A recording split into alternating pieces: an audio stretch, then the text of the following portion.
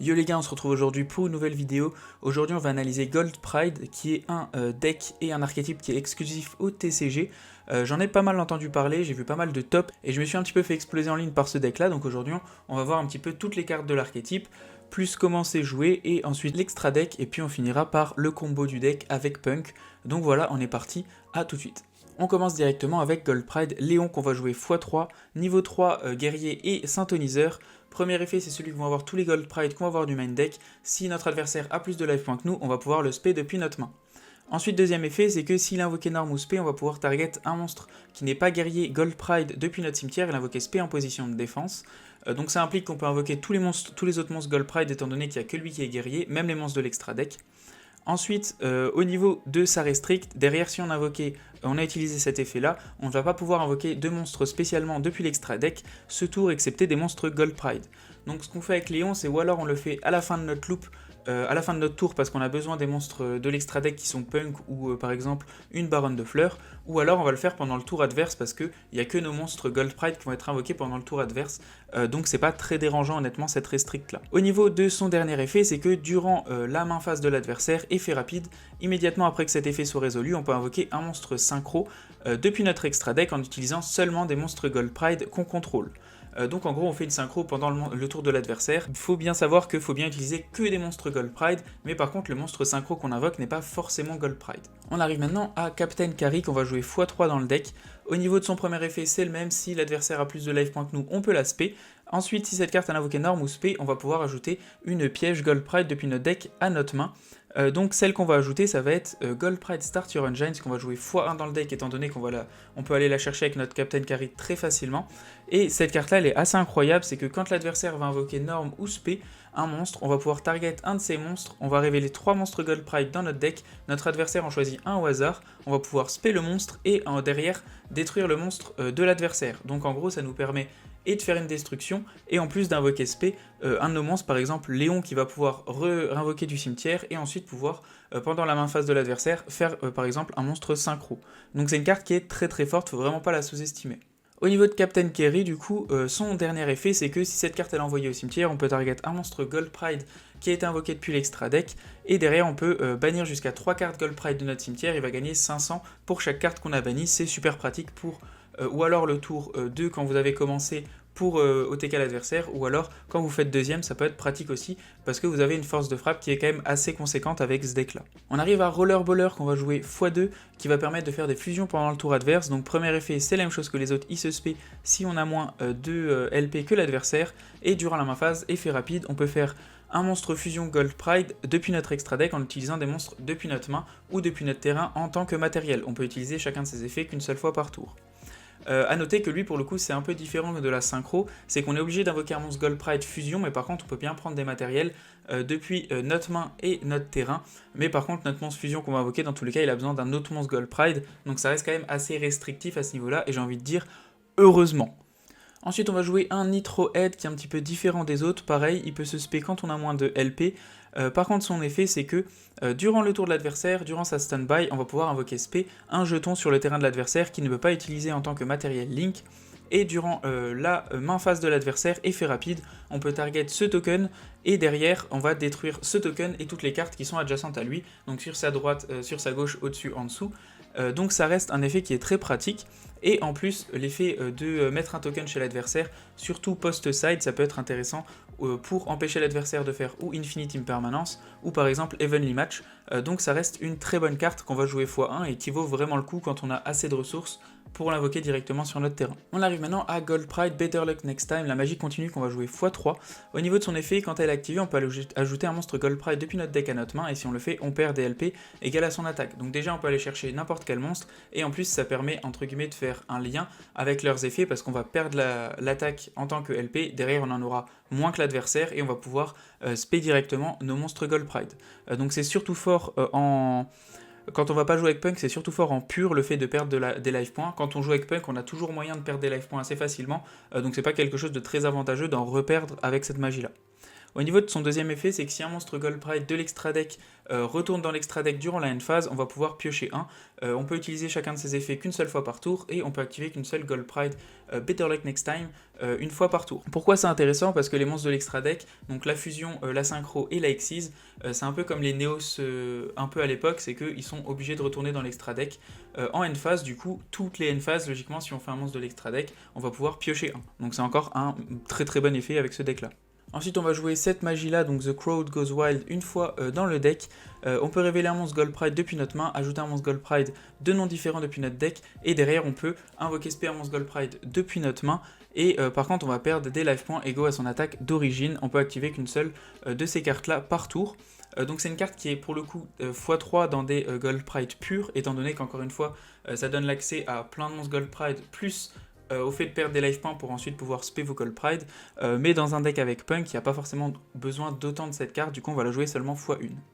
Donc je vais pas vous parler des effets des punks étant donné que vous allez les voir dans tous les cas, je les rappellerai dans le combo, mais je vais jouer au niveau des ratios une Ogre Danse, je vais jouer 2 Foxy Tune, je vais jouer une Deer Nut, je vais jouer un Charakusai, un Wagon, je vais jouer une Madame Spider, je vais jouer 3 Amine, plus 3 Emergency Teleport pour aller chercher ma Amine depuis le deck, je vais jouer la magie de terrain, et je vais jouer la piège Dangerous Kaboo juste ici. Au niveau des autres cartes que je vais jouer 3 H, 3 Ogre et 3 Droll, tout simplement parce qu'on va beaucoup piocher avec le terrain Punk, et on va piocher aussi à la fin du tour avec Gold Pride juste ici, donc quitte à se prendre des end-traps ou ne pas pouvoir faire sa loupe, autant avoir des trucs vénères pour bloquer l'adversaire derrière. Donc je trouve ça intéressant. Call by the Grave pour se protéger de certaines choses, je trouve ça intéressant aussi. Et pour finir, il y a Kashtira Fenrir qu'on va jouer x3 étant donné qu'il est niveau 7 qui se spé gratos. Vu qu'on a plein de monstres qui sont niveau 3 synthoniseurs, on va avoir accès facile à notre Baronne de Fleurs potentiellement pour protéger tous nos combos. Voilà pour le main deck, on va aller directement sur l'extra deck, je vous dis à tout de suite. On commence directement l'extra deck avec nos Xyz, donc on va avoir number 49, c'est juste pour taper avec et ensuite pouvoir faire Downerd Magician et Zeus. On va avoir un Dingirsu mais qui n'est pas forcément obligatoire. Au niveau de la Gold Pride, ça va être Chariot Kerry, donc 2 monstres de niveau 3.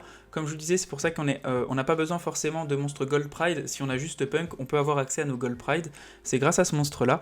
Donc 2 monstres de niveau 3, on peut détacher un matériel de cette carte et on ajoute une magie Gold Pride depuis notre deck à notre main. Et si nos life points sont inférieurs à ceux de notre adversaire, on peut envoyer un monstre Gold Pride depuis notre deck au cimetière. Donc vous verrez dans le combo, mais c'est très intéressant les deux aspects de cette carte. Et derrière, si on n'a pas eu accès, on va chercher notre Better Luck Next Time et on peut aller chercher nos monstres Gold Pride. Ensuite, donc ce monstre-là, on peut activer cet effet précédent qu'une seule fois par tour, et une fois par tour durant la phase, si on a activé cet effet, on va devoir renvoyer cette carte dans l'extra deck, et si on le fait, on invoque spé une Captain Carry depuis notre deck ou notre cimetière. On commence maintenant les synchros avec Star Léon, du coup, la version synchrone de Léon depuis le main deck. Donc il est niveau 6, pour l'invoquer c'est un monstre synthoniseur, un monstre non synthoniseur. Et durant la main phase, effet rapide, vous allez pouvoir target un monstre que l'adversaire contrôle. Cette carte, elle va gagner l'attaque d'origine du monstre, et si nos LP, si nos life points sont inférieurs à ceux de notre adversaire, on peut aussi détruire le monstre. On peut utiliser cet effet qu'une seule fois par tour, et une fois par tour durant la end phase. Si l'effet précédent est activé, on doit la renvoyer dans l'extra deck, et derrière on peut invoquer spé un monstre Léon, donc un Gold Pride Léon depuis notre deck ou notre cimetière. Donc ce monstre-là, c'est le monstre qu'on va faire la plupart du temps avec notre Léon. Donc Léon va activer son effet, on va envoyer lui, plus un monstre niveau 3 de notre terrain, donc en général, on peut envoyer par exemple notre Carry, et derrière on va invoquer notre Star Léon, on va pouvoir prendre l'attaque d'un monstre de l'adversaire, et aussi le détruire directement, donc c'est très intéressant. Autre carte que j'ai rentrée, c'est Raptit, étant donné qu'on n'est pas forcément obligé d'invoquer des monstres Gold Pride avec notre Léon. Raptit est intéressante pour bannir des cartes dans le cimetière de l'adversaire en effet rapide, vu que notre Léon est bien vent. Du coup, c'est une carte que je trouve intéressante dans le deck et qu'il faut pas forcément sous-estimer.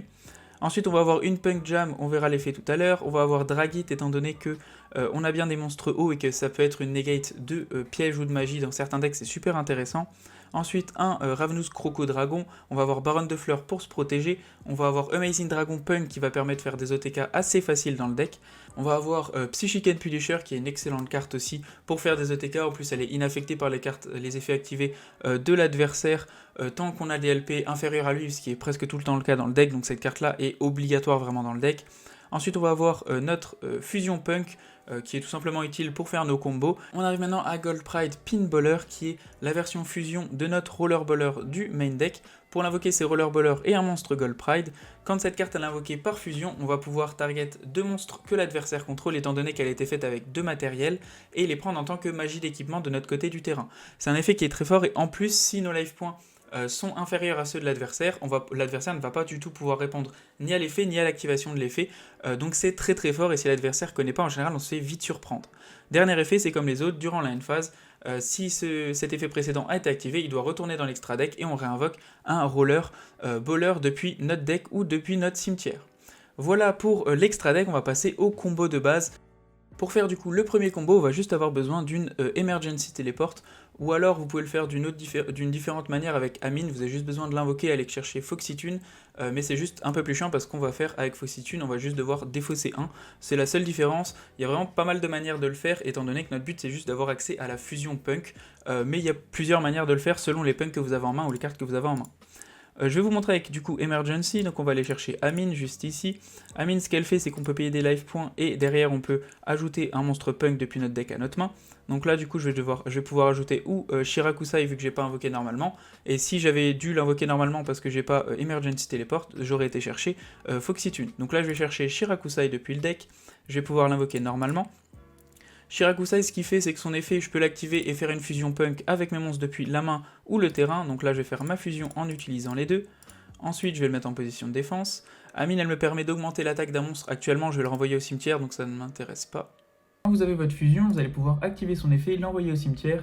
Et là, il faut bien invoquer Wugon et Dirnot. C'est bien important d'invoquer ces deux-là. Ensuite, on va pouvoir activer l'effet de Wugon, on va payer des life points et on va aller chercher notre terrain punk qu'on va activer directement pour pouvoir profiter de ses effets.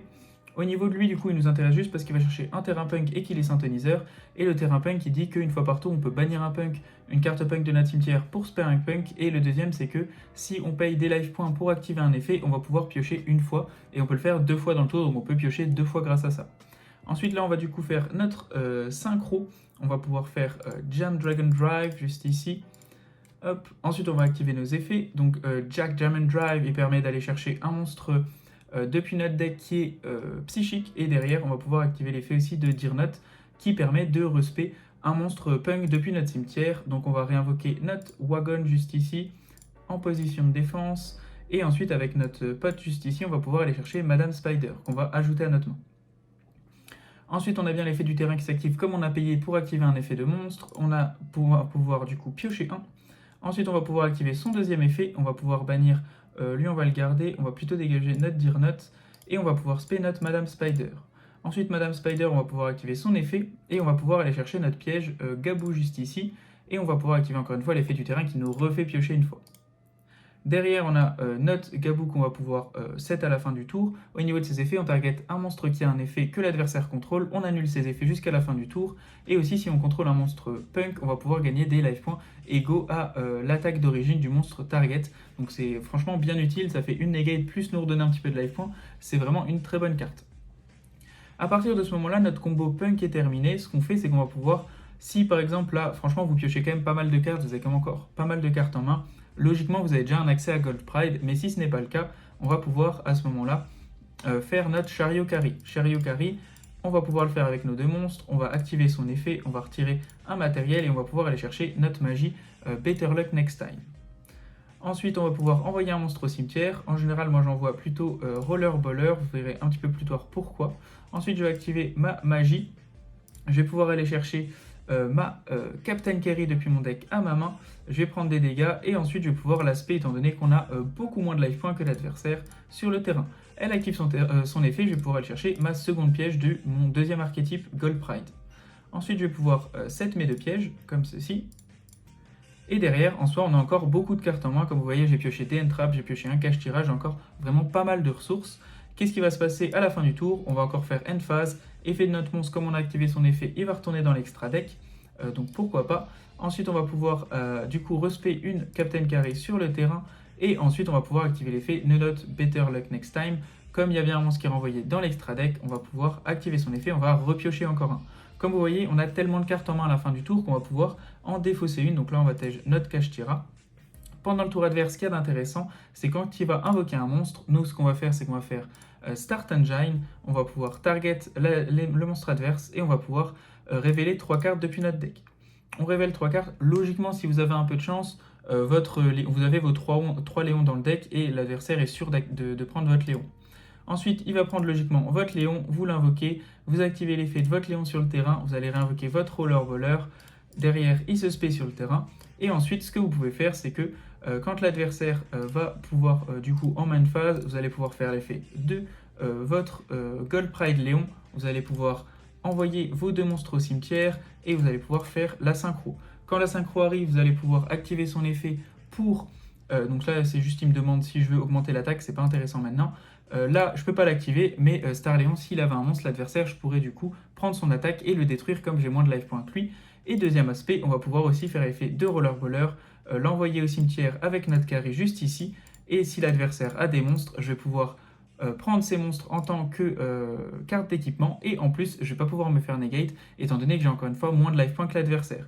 Et en plus vous avez encore la negate punk juste ici, donc clairement vous avez extrêmement beaucoup de ressources et énormément de cartes en main, donc ce deck là est vraiment très très fort à ce niveau là.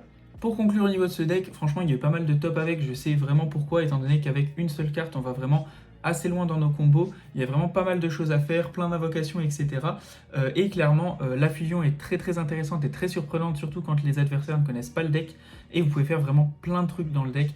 Donc franchement, je trouve l'archétype vraiment sympa. Clairement, moi je préfère vraiment avec Punk, il y en a qui le jouent pur, ce que je peux comprendre, mais avec Punk, je trouve ça vraiment meilleur. En tout cas, j'espère que vous avez kiffé la vidéo. N'hésitez pas si vous avez des questions ou si vous voulez rajouter des choses. Merci d'avoir regardé. Ciao ciao, à plus.